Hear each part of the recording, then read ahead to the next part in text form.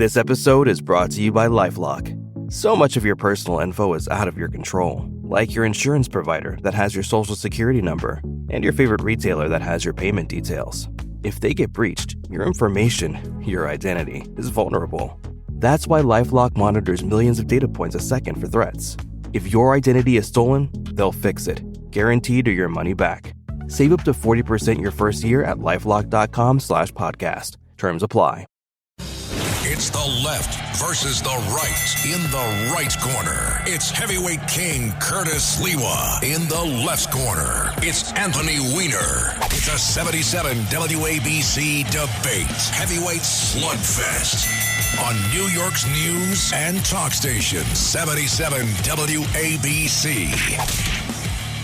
Welcome to Left versus Right. I'm Anthony Weiner on your left, and we've got Curtis Sliwa on your right. A little bit of news this week that we're going to get to all of it.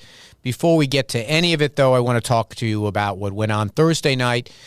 Basically, Jews under siege in Europe. I don't know how else to put it. In Amsterdam, 20, 30 some odd people were attacked in organized attacks against Israelis who had come to watch the Maccabi games.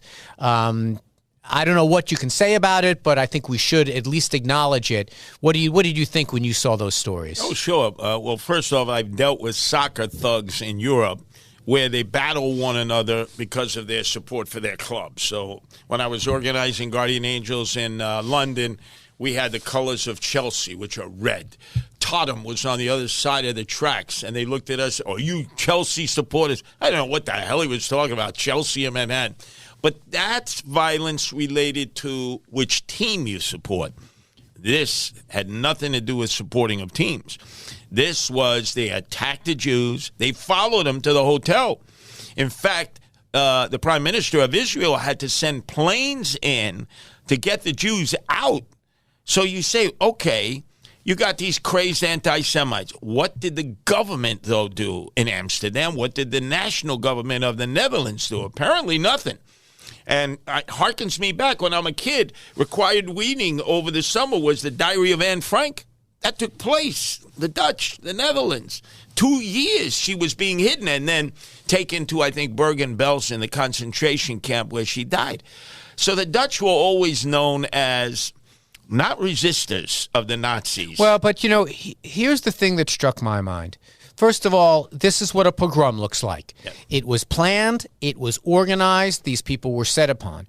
But it reminded me of what very often I hear protesters, anti-Zionist protesters and anti-Semitic protesters. They said, go back to Europe, they always say to the Jews of Israel. Go back to Europe. Well, this is what happens in Europe. Jews are not safe anywhere but in Eretz Israel. And that's what I'm reminded of when I saw that story, is that this whole idea that okay, well, Jews are safe if they go back to some imaginary place that apparently existed only in the imagination of people that hate Israel and frankly hate Jews. This whole idea that, if you just go to some certain place, you'll be safe. You can be just a soccer fan and you can be set upon in a place like Amsterdam. It was disgusting to see, and hopefully it was a lesson. Anthony, regardless of the location, including here in America, Jews must defend Jews because when all else fails, you have only yourselves to depend on. That's why if you're divided, if you're attacking one another without understanding, hey, you've always been targeted by your many enemies out there, which at a moment's notice can trigger off. You must be prepared to defend your own. And in this case, the state of Israel immediately responded. You got to ask, what did the Dutch government, the police of Amsterdam do? Yeah. What I could see initially was a feeble response. Well, I mean, it's a good reminder also that, in Israel, they commemorate Yom HaShoah, the commemoration of the Holocaust, Yom Yerushalayim, the commemoration of the creation of Israel, and Yom Ha'atzmaut, the memorial for those that died doing it. It's a good reminder that Israel was created because Jews were not safe in Europe. Jews had been slaughtered in Europe. Jews had been slaughtered in Spain in the 1400s. Jews had been slaughtered, obviously, in the Holocaust. And, I know we've had a lot of conversations, you and I have about the idea that we have no idea whether these people protesting even know what they're saying when they say river to the sea and when they say go back to Europe. Well, this is a lesson, and I don't expect many of the anti-Zionists and anti-Semites to pick this up and say, okay, we learned our lesson. But this is what we mean when we say that Jews are not safe anywhere but Israel, and that's why she has to be protected. Yeah, and remember, you've always been in search of a land that you could feel safe in. Aside from the Holy Land, Israel, I think it was Jabotinsky who checked out Uganda as a possible safe haven. I mean, anywhere out of Europe, and now you're not safe in Western Europe. We're not talking Eastern Europe where we think, oh, there's still strong anti-Semitism. You can't get any more progressive liberal than Amsterdam, where weed, hash is legal, a red light district, probably the biggest in all of Europe. And yet, look, the anti-Semitism is there, too. Yeah, and by the way, early editions of the New York Times, violence at a soccer match is what their headline was, which was outrageous. No, look, that was my initial interpretation. Oh, these just soccer thugs. And then I looked into it further. They chased them to their hotel. They couldn't leave their hotel. And I said, where are the police? Where are the national authorities? It's not a very big country. It's not like you could say, well, you couldn't mobilize. My God, and for Bibi to have to send in planes to get Jews out who wanted to leave, it says a lot. Yeah, it does. All right, well, that's the sad news. I got more sad news. Apparently, Donald Trump won the election. I just read this. You and I have now had a few days. It's 4 or 5, 6 days since the election. Hot takes have been flying left and right. I know they have on my side of the island, but they've been flying everywhere. Before we get into the specifics, and we're going to do a segment called Nailed It, Missed It, things that we thought we had right that we got wrong. I got a few things wrong for sure. Give me your hot take. What do you think happened? Was there some element of this that you think has been underreported? What is your sense about what turned the tide in the election that made the difference? I think there were 3 levels. I think the Democrats have lost their sense of what's happening in the streets of America, whether it's rural, suburban, and especially the urban inner city. I remember in 2016, if you even mentioned Donald Trump's name in the hood, in the inner city, you could end up ending up with a major fight. Then in 2020, everybody was locked down, hiding from one another. So you really didn't get a sense because, it was the pandemic. Then all of a sudden, I noticed something completely different in the hood, which I spent a lot of time in the inner city. All of a sudden, Black and Hispanic men, not the women, Black and Hispanic men rocking MAGA caps, Trump shirts, and not catching a lot of grief. I mean, not catching a lot of love, but not a lot of grief. And then I think the turning point, and credit needs to go. All of a sudden, with all this euphoria victory, I don't hear the mention of Reverend Diaz Sr., who put together that rally in Crotona Park. Remember, people say, you'll never be able to rally Black and Hispanics into Crotona Park. AOC went out of her way and said, we are going to have a counter demonstration, which fizzled. And that's when I sense the tide was beginning to turn. It isn't just an immediate turnoff to Trump, and I think that was proven in the voting results. Yeah, that's a good analysis. I disagree with a little bit of it. I mean, look, the bottom line is it's a matter of a couple of percentage points. It's a lot in the Electoral College, a couple of percentage points, but it's a win. A win is a win. Here's a couple of things that I've kind of come away with. One, we were fooled into thinking there was a lot of enthusiasm on the Democratic side. A lot of the percentage gains that Trump made in these different groups in different places, where his numbers were relatively the same, but Democratic performance went down, which tells you, one, either the Democrats were voting for Trump or they just weren't turning out.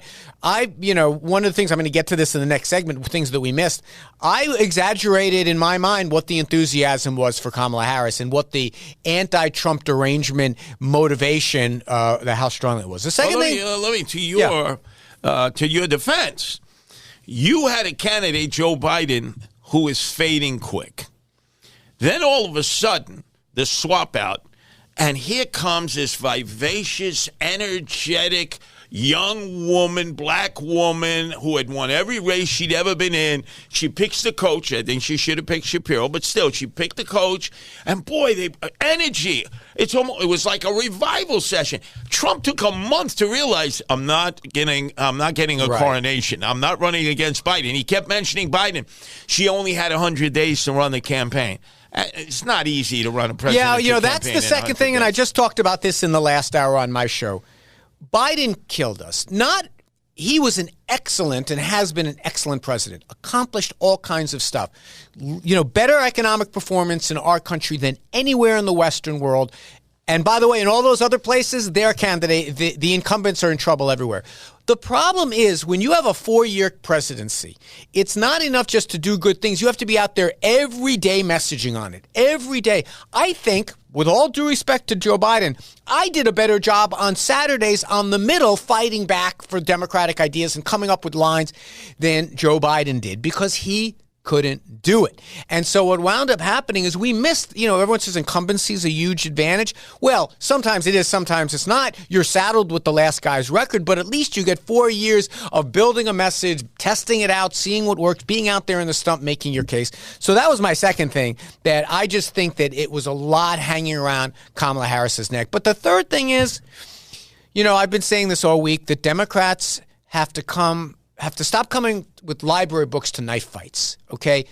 Policies, look how much they lie, democratic values and all these types of things.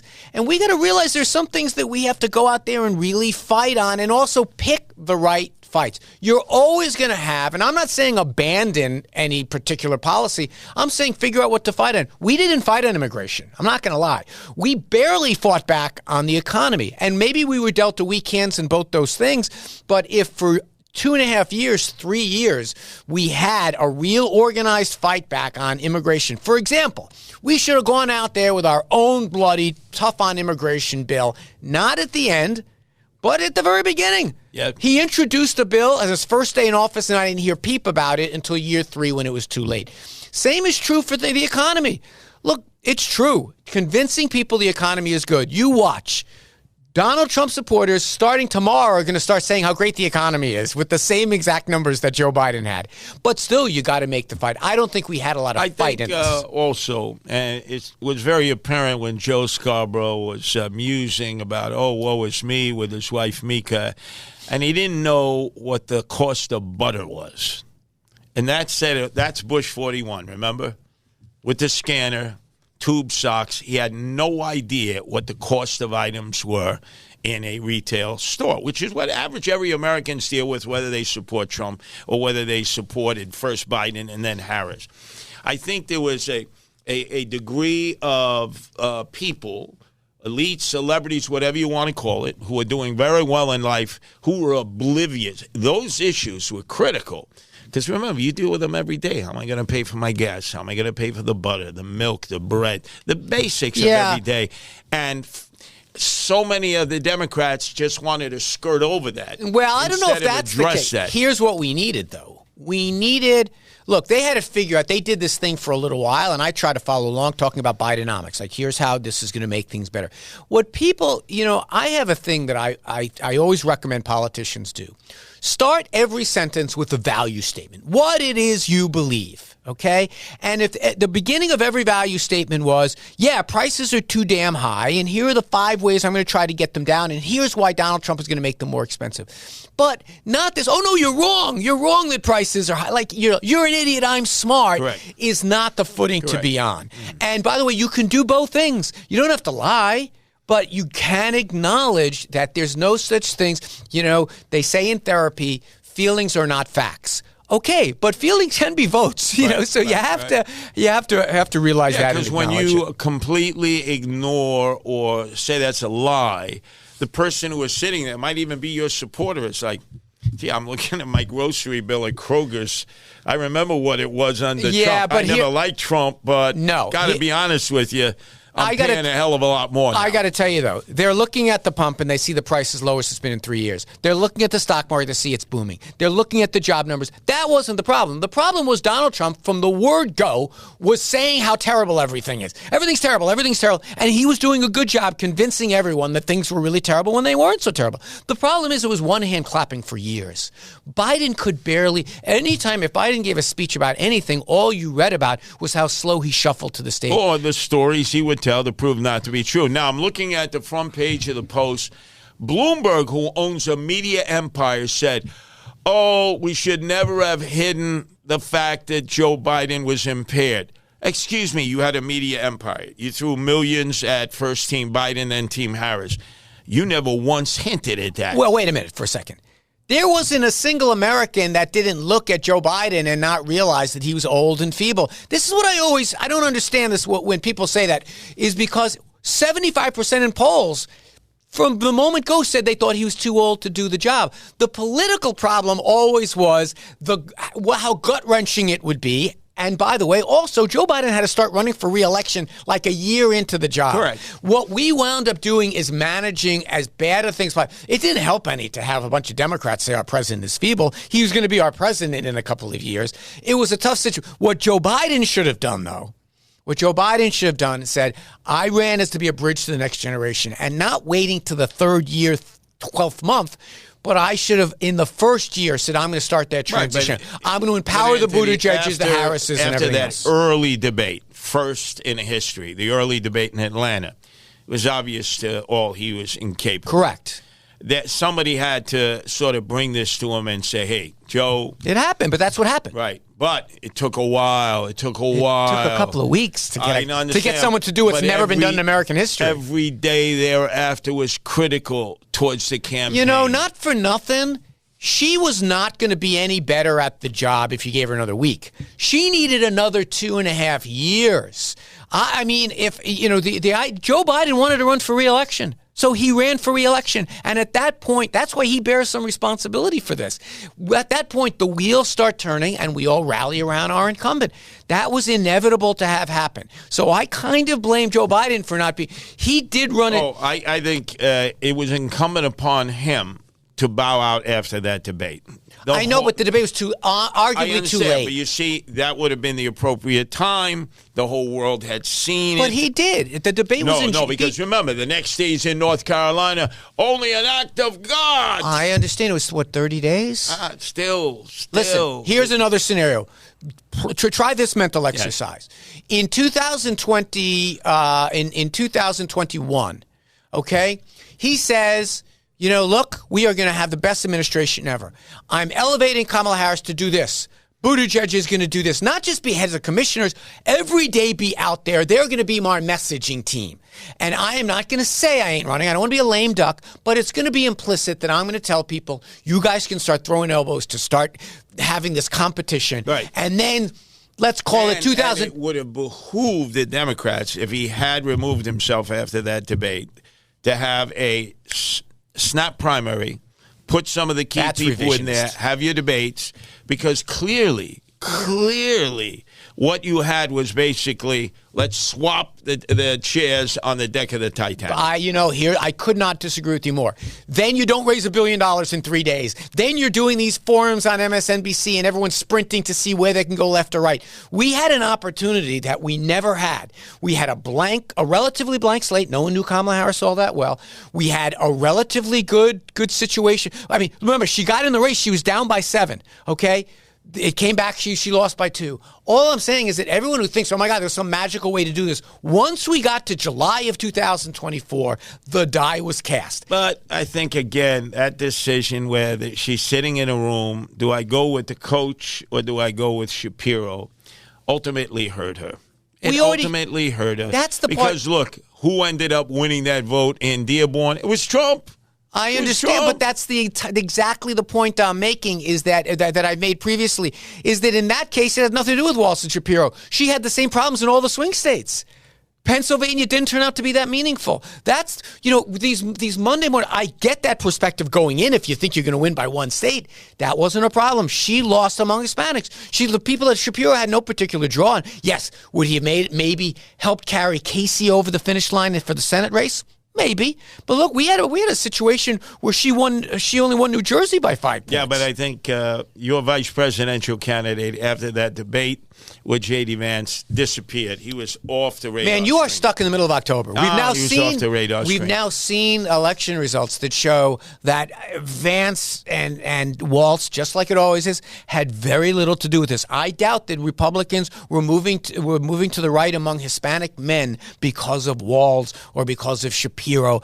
These things didn't matter. At that point, what was apparently happening was that immigration was moving people who were the lowest on the economic ladder. here. That's something that Donald Trump identified. That's something demagogues always know about the immigration issue. It's the poor people. Well, it's not demagogues. It's average, everyday people right here in New York City.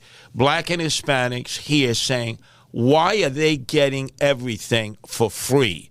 And we're struggling to survive. We did a terrible job on immigration. And we'll be right back with more Left versus Right.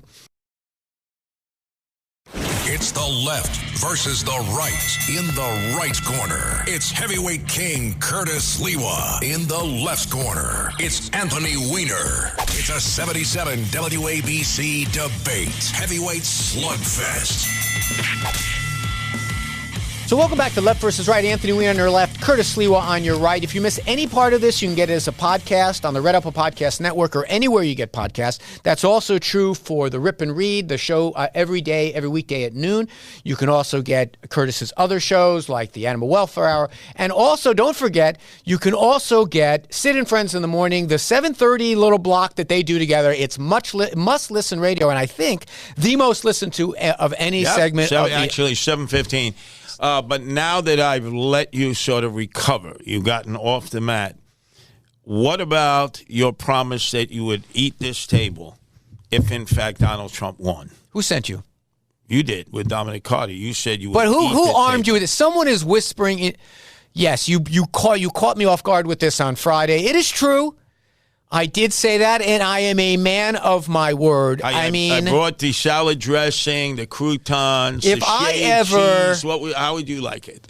It's up to Dominic. Hey, termites, right? Termites would eat it up in a... I'm sure Dominic is too much of a general. Woody Woodpecker. Dominic is too much of a general to actually hold me to that bet. However, I did make it.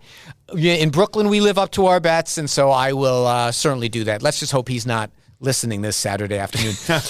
We actually got into a little bit of this, like things that we thought we nailed and got wrong. Is there anything that you were kind of surprised about that you're like, I did not think that was going to happen, or this type of thing? 52% of white women voting for Donald Trump. They made a concerted effort, Team Harris, to go after white educated women, women who had graduated college, maybe got their general degree, maybe went after their master's or PhD. I thought for sure they were going to capture that part of the vote. They didn't even capture that part of the vote. So, as you know, that's what got Donald Trump elected the first time. Hillary was surprised at the swing of independent women in the last 12 days.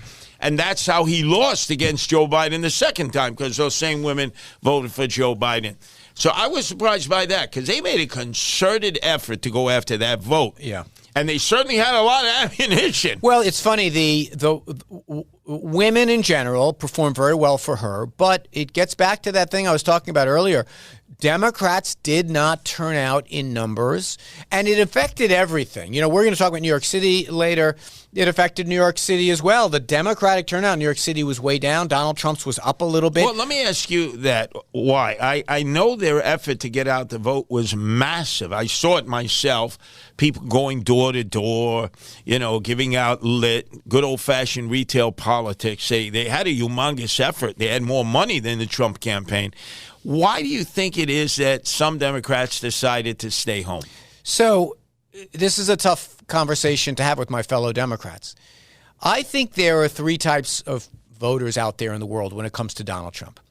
I think there is a despicable group of 20, 30, whatever percent who are white supremacist jerks, whatever it is. I think there are also people who are well-meaning, tax-paying Americans who don't see politics necessarily as a place that solves their problems, but sees as a place for them to send a message, okay? And those people also exist in the Democratic Party. And I think that Democrats were less willing to get up, go vote, to send a message when they're not that happy. The whole idea of let's go Kamala, let's go Joy. There are a lot of pissed off Democrats. And remember, you and I and our listeners, we're up to our eyeballs in policy and debating issues. For so many Americans, politics takes up 1% of their brain. Exactly, and they'd rather not have to deal with it. And also, remember something, and that part of their brain sometimes says, politics, I'm going to tell them, I'm going to send a freaking message to these people. And for Democrats, it wasn't I'm going to go for Trump. But I'm not going to go. I'm not going to go this time. I'm not going to show up. And maybe it was because Also, and this is an important thing, and I mentioned on my show, some 2020 amnesia. That just like Donald Trump did a good job persuading Republicans that everything was amazing during his administration, I think a lot of Democrats who turned out in record numbers in 2020 because they just saw that people were dying from COVID, the chaos of the administration and everything else. I think that had kind of faded some, and people were back to saying, yeah, I'm going to send a message with Donald Trump. Yeah, but I think also the cult of personality kicks in ever since Ronald Reagan beat Jimmy Carter. This was a guy who had been vilified before. You can't trust him with the nuclear football. Gerald Ford said, don't worry, I'll be his co-president. All these things, I'll protect America from this crazed lunatic. Turned out he wasn't. And in fact, but he had personality. He exuded personality. Right. Whereas obviously Jimmy Carter did not. And then Mondale, as it followed. So the political cycles now have become personality driven. That's true. And something else. We're constantly in a change cycle because of social media. If someone is pissed off, they're going to get pissed off. Now, remember, the out party is always more animated than the in party. Yeah. They feel that there's more. We got to fight to take something back. Trump was a better candidate fighting the power than he was in defending the power. Very good point. Remember, in 2020, at times, he was like, oh, my God, he lost his mojo. He had no idea how to position himself. Right. And here's another problem with Kamala Harris. Kamala Harris, I think, made the calculation, and people around her, that, you know what, being a blank slate is enough. I always use the example of George Pataki. We were on a panel together just the other night. That after Mario Cuomo of 3 terms, this table, not to bring this table back into the debate, could have gotten elected just by not being Mario Cuomo. I got the perception that when Kamala Harris was thinking, she was constantly thinking before she talked, how do I not F this up? How do I not F this up? And it led to her not being a particularly fully formed person in her own right. Correct. If there was a more tenacious, roll-up-your-sleeves fighter type saying very similar things that she was saying. Well, she was terrified of getting into a word salad. She had already been stereotyped as if you let her talk enough, she will create a word salad that would haunt her, the sound bites. So everything became very controlled. We got a good candidate, young, effervescent, smiles, radiates positivity, almost like a new age candidate to a degree, an Oprah-like candidate. But don't let her get into extended conversation. I know, but she Curtis gets lost in thought. I know, but Curtis, you and I, we're in this Venn diagram of politics and media. We are kind of a little bit in both, you and me. You know, at the same time we say, go out there and be yourself and show your personality. That's the kind of candidate I was and you were. Then you make a tiny thing wrong and your campaigns for 2 weeks is explaining something. So she has been raised, she cut her teeth in an era of gotcha politics. Yes. Doesn't matter how good your policies are, if you misplace. I remember when I relaunched my campaign in 2013, and it was a pretty big campaign. You know, mayor's campaigns are big. We launched a new website. Someone had accidentally loaded as the home screen a panorama of, wait for it, Pittsburgh, Pennsylvania instead of New York. Okay? You know, mistakes. And one of the things I always told my campaign is campaigns are not about whether you're going to make mistakes. You are, but how you manage them, because you want to show how you're going to manage the city. You remain poised and everything else. It didn't mean for 3 days we weren't talking about email, website gate or whatever it is. Exactly. So I think her view of politics, getting into it when she is, don't mess up, don't mess up, don't mess up. And I think you're right. Americans. Well, why would you not think that was a winning strategy? She was neck and neck. She brought the party back from death. 100%. With Joe Biden, there was already going to be a Trump coronation. Right. Plus, what people don't realize, there's an attempted assassination. Well, come on, that elevates you. Look, a guy like Elon Musk said, after that assassination attempt, I'm all on board with Trump. There were quite a few people who thought that, like, oh, wow, he withstood an assassination attempt. So she's dealing all the way down here, and she brings it all the way back here. It was working for a while. It was working. You know, Curtis, here's the problem with races that are won by 2 points or whatever it is. You can come over there. If Kamala Harris had won this by 2 points, we could easily be talking about him stupidly having lunch with Kanye West and him stupidly insulting That was women. his lowest point. No, but I'm saying even the week before the election, I have never seen a more disorganized, crazy lunatic than Donald Trump was on the stump. Now, I now understand from talking to some people, they had some pretty good polling, and our side did also, by the way, that Donald Trump was winning despite it all. But putting that all aside, our media is the worst. They hammer you for not saying stuff. They hammer you for saying stuff and maybe tripping over a word. I think the American people want to see someone who seems like they're being themselves. And we sometimes, especially Democrats, so much fidelity to policies and bullet points and how many facts. Me and Dominic Carter almost came to blows because I'm like doing fact checking him. And he's like, I don't care. He's going to win. He's going to win because he's going to make America great again. I'm like, who could possibly think that's a good persuasive argument? Well, there are some Americans out there who love pissing off the institutional people like me. Sure. Of saying, you think of Donald Trump, he's riffing for, let's say, 80 minutes, sometimes 100 minutes. And he says things that an average person would say. I'm sure his consultants were having heart attacks. Yes. Because he started musing, We like it, but we don't like it. We like the button down, but we don't like off the cuff remarks. The bottom line, we don't know what we want, right? Because this is only the presidential election. In the midterm elections, people are saying something very, very different, apparently. We're going to see a midterm election in a couple of years. Who knows? Let me ask you this question, because you kind of just alluded to it. You said in previous episodes when I would criticize some of the proposals that Donald Trump would make, you'd say, don't take him so seriously.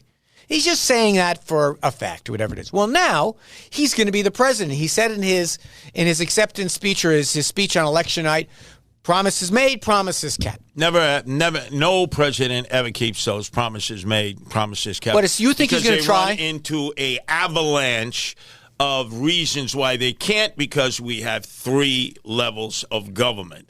And one or the other prevents you from realizing your full Not dream. Anymore, he doesn't. He's got all the levels of government, including the judiciary. Well, let's deal with the deporting of the migrants. Perfect example. Never going to happen.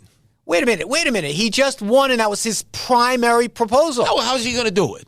I'm with you. I didn't vote for the guy. How's he going to do it, right? And then when he runs into problems, he'll have people to blame for it. Wait a minute. Hold on a second. I've been down this path before with Democratic and Republican presidents. If you and I get together in 6 months, I can't say the guy's a phony and he lied to us and he didn't do what he said he's going to do. And you. Well, I'm certain that he wants to deport them, but he is going to run into an avalanche of situations that is going to prevent them. First and foremost, I speak to the Republicans, many of them evangelicals. The first video of the mother, the husband, and the babies being separated, the first people that will scream, you can't do that, are the evangelicals. Well, I got to tell you, then what does that tell you about American politics? That here it is, someone that supported him, someone that voted for him on his primary policy thing that he's talked about 1,000 times on the campaign trail, you don't even expect him to do it. Anthony, we love to build people up and then knock them down. You know that. You've been through that. I've been through that in my career. So has Donald Trump. He up, down, up, down, up, down.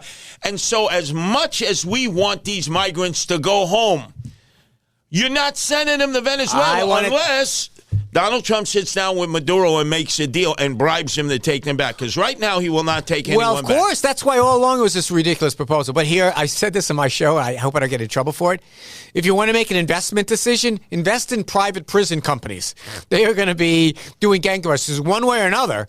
He's going to have to show him arresting a bunch of people, one way or the other. Then you have to get ICE involved, and there are localities that don't work with ICE, and you can't withhold money. They tried that in California the first time, remember? No, and the courts ruled against them. Look, we're going to get to the local angle on this. I mean, what he's going to do is right now, people come here and ask for asylum. They get handed a piece of paper that says, come back when your date is. He's going to, the reason we do that is we can't lock up so many people holding them. It's too expensive and too difficult. So we say, come back or check in with us or wear an ankle monitor or take this cell phone app or whatever it is. I think what he's going to do is say we're just going to buy a whole bunch of prison cells from private contractors and we're going to start having a giant industry of concentration camps. Which will slow people coming into the country because they're not going to want to be incarcerated. Even though now they're basically not coming in. Right, but they're not going to want to be incarcerated. And by the way, again, You can say you're going to send them back if the countries don't have a reciprocal agreement with you. 100%. So we have Nicaragua, we have Venezuela, we have Cuba, Haiti, because there really is no government.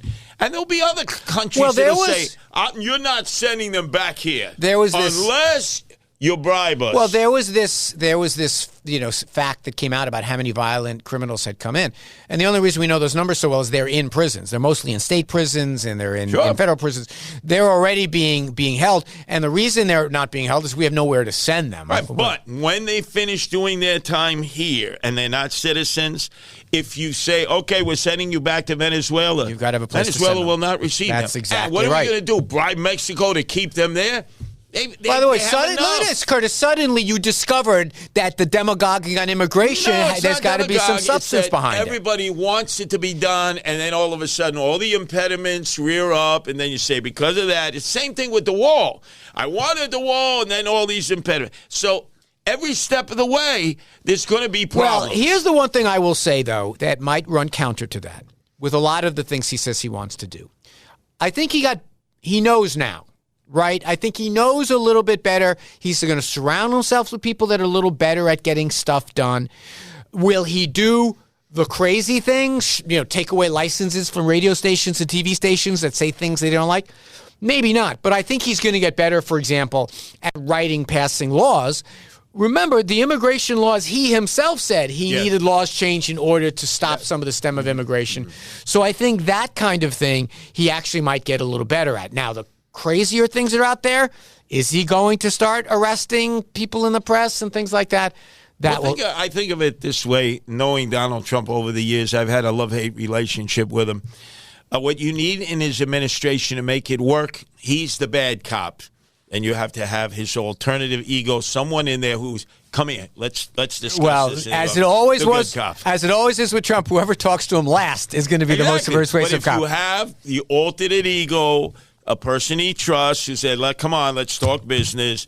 How are we going to accommodate Let's see if that happens. And when we come back, we'll go into the local angle on this election. This is Left versus Right. Anthony Weiner and Curtis Sliwa. We'll see you on the other side. It's the left versus the right. In the right corner, it's heavyweight king Curtis Sliwa. In the left corner, it's Anthony Weiner.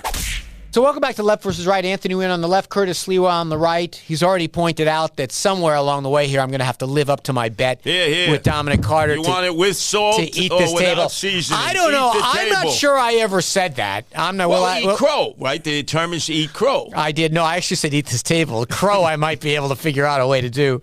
Anyway, we'll figure that out some point this week. I haven't heard from Dominic yet. I'm sure he's sitting somewhere smiling like a Cheshire cat. His show has been amazing too. Yes. Tune into that. So let's talk a little bit about the New York State outlook. We have listeners and viewers all around the country, but New York State, well, it's the point of the sword. One, in a couple of weeks, there's going to be a sentencing maybe of the president for his felonies, but also maybe some of the biggest targets imaginable for Donald Trump, especially our attorney general is sitting in Albany. If you were her, would you be under your desk wearing a bulletproof vest or something? She's loving this. She recognized that, just like in roller derby, she has pushed to the front and said, I will take Donald Trump on. I have been following him. I have the files. We have studied him. We are ready. If he in any way, shape, or form does any of the things that he says he would do against New York, we're ready to go to battle. And then you had a surrogate of Trump said, we'll put that fat ass in jail. You're never going to put her in jail. Stop the nonsense. All you do is elevate her, because if I'm a Democrat, liberal, progressive, socialist, and I'm like, what are we going to do? I look at her, Xena, the princess warrior, ready to take on the evil Trump. Oh, money's going to pour in. She'll have a national prestige that she barely had before, but now she'll be the go-to. You want something anti-Trump? Look, here's the thing. I think you might have a failure of imagination here. Does the IRS audit her? IRS audit her personally? Yes. I don't think she's a woman of wealth. No, that's not the point. The point is that Donald Trump, now because of the Supreme Court, anything that comes under the purview of his official duties, he can go out and do to a private citizen and have complete immunity. Oh my God! If they did that, that would be her dream come true. But let me ask you, what if they investigate her? What if they say to the? I mean, I don't know. The point. I'm Joan of Arc. I'm the Black Joan of Arc. No, I understand. Love it. I understand that she will love it. I think you underestimate the power of an unfettered executive to get someone if they want to. I certainly saw that with Joe Biden and the Department of Justice against Donald Trump. Over and brag and Tish James. Joe Biden never had anything to do with that. Donald Trump was a criminal. In fact, now he's playing nice because he wants a pardon, a commutation for Hunter Biden. 1,500 people went to prison for Donald Trump's insurrection, but he didn't go. Okay, let's just remember something. It's the only reason Donald Trump ran, like punches Pilate, the only reason he ran is because he didn't want to face responsibility. You tried everything, you couldn't take him out. We didn't try it. No, the people of Georgia, every level. the people. You had a fraud. You had a judge who was in his pocket that says spying on the United States is okay. You had a terrible district attorney in Georgia. You're relitigating this. Fanny Pack. You're the one Fanny Pack every step of the way. All I'm saying is that it wasn't because of Joe Biden. My point is that if you're the president of the United States and you don't care and you just want vengeance and you say, I'm running to get vengeance and we're going to get even, just listen to what's going on among his supporters. You say one of his supporters goes out and says, we're going to put your fat ass in jail, and you believe, Donald Trump is too nice for that. He investigated Hillary Clinton. Who knows what other kind of investigations were going on. He said that, lock her up, and then the first thing he did when he was sworn in, leave Hillary and Bill he didn't Comey, leave him alone. Curtis, you've got to stop repeating the lies. He did a full investigation, appoint a special prosecutor to get into Hillary's business, and then repeatedly asked what's going on with that investigation. They said, sorry, boss, she hasn't done anything illegal. This whole idea he let her go is complete bull. Oh, that poor Hillary. She still can't deal with the fact that she lost in 2016. Did he sick the federal government on her? Did he? No, he didn't sick the Okay, I'm going to repeat this again. Do you remember the special prosecution that was done of her? Do you remember that? What is that? Tell me how he sicked the federal government on. We all heard him say, leave Hillary and Bill alone. Bob Barr, Sessions, Bob Barr Sessions said... You see, you forget which attorney general. I'd actually forget, because I think Sessions said, I'm not going to have a special prosecutor because she didn't do anything wrong. I think it was Bob Barr who came and says, I'll do it, give me the job. And they appointed this guy. They came out with one indictment of a staffer of hers. He beat the rap, and not a single indictment of Hillary and a report. Oh, my God. I just want to make sure our listeners are not deceived any further, this whole idea that Donald Trump did not try to go after Hillary Clinton. All right, we're talking about the city and the state. So let's get around to talking about the city. You're most prominent here. You may run for mayor again. Oh, I am running. You're running for mayor again. I thought there's reasons you have to not say that, but all right, fine. No, it says as long as you don't file and you haven't raised a dollar, you can say it forever and ever and ever. Right, and then the rules on the radio is you have to appear on a ball or something like that. That's the rule. Anyway. Yeah. I remember I went through this a lot. I know. Long story short. Yes. Long story short, did Adams play it perfectly or screw the pooch completely? Which No. First of all, I was the first to say he was talking regularly with the candidate Donald Trump, and it's been proven to be true. He was talking regularly to them. Regularly. Who proved that? Love affair, both sides. No, but who proved they were talking? Excuse me? You said it was proven. I missed the story. He just admitted the other day. I had a long conversation. He called to congratulate him. He had to because the pressure was on. Too many rats were coming up. I understand, but it hasn't been proven that he had been talking regularly, has it? Oh, come on. They've been talking regularly. They've been making love to one another. I want to separate out. Swapping spit. I want to separate out Curtisopedia and the facts. I've been right every step of the way. You have not been right about the indictments. There have been no further indictments, so you're wrong about that. They've said there's superseding indictments. That doesn't make you right. That may make you right in the future, but you're not right today. One of his cronies today, they said, guess what? We made a deal with him. You know what that means? He's a cooperator. Okay. So anyway, let's get back to Adams. Yes. Where are you on the on the continuum? He screwed us up completely to he got it kind of right. I can give you the two arguments. One, he screwed up completely because he buddied up to a Republican, and Democrats are going to be furious at him. On the other way, he looks like he's got an inside track with the new mayor, with the new president rather, and as an added bonus, might get a pardon or at least an investigation. Well, he benefits from the fact that Hochul does not want Cuomo in New York City that she has to deal with. A special election would have meant that. Cuomo probably No, would I'm have talking about Trump. Let's focus on the but Trump I'm just play. saying. Hochul has kept him afloat. He's hanging by his nails. She could have whacked him. She chose not to, okay? So as long as you make changes, Eric, and he's been making changes, then all of a sudden, the love affair with Donald Trump and all the MAGA people say, oh, no, he's been just like me, a victim of the Department of Justice. I say it, as Sid Rosenberg pointed out to Eric Trump, this guy said he was the Biden of Brooklyn for 2 years. This guy was like in bed with bringing in migrants. What are you talking about? But obviously this suits Eric Adams because he cannot win a Democratic primary. He will lose. He knows that. So let's see if we can get a Wilson Pakula and run as a Republican to be in the general election. And let's see if I can get a commutation or a pardon if, in fact, I am found guilty of any of these charges.